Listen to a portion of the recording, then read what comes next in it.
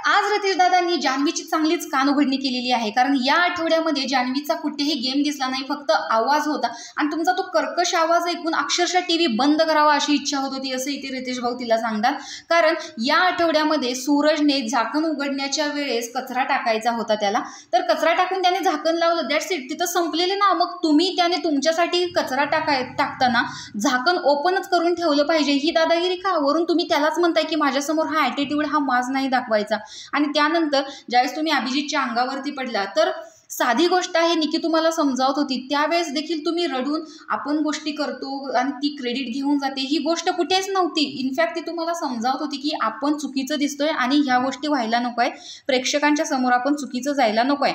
हा एक game plan जरी असला तर ती समजावत होती, इथे रडण्याची कोणतीच गोष्ट नव्हती.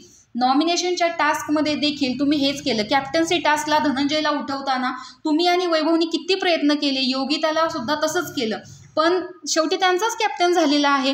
तर जो गेम आहे तो गेमच्या पद्धतीने खेळा, एवढं आक्रमक होऊन, आणि तुमच्या जोडीला तो अरबाज पाठीराखा असल्यासारखा. काल पण वर्षाताईंवरती तुम्ही बिनकामाचा चिडलेला होतात, बिनकामाचा त्यांच्या प्रोफेशनवरून त्यांना बोललात. तर तुम्ही या आठवड्यामध्ये कम्प्लिटली तुमचं मागच्या आठवड्याचं जे काही क्रेडिट आहे ते या आठवड्यात घालवलेलं आहे.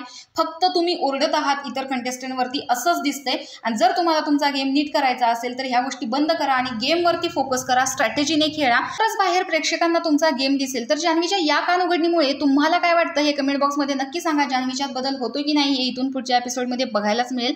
अशाच व्हिडिओसाठी आपल्या चॅनलला सबस्क्राईब करा.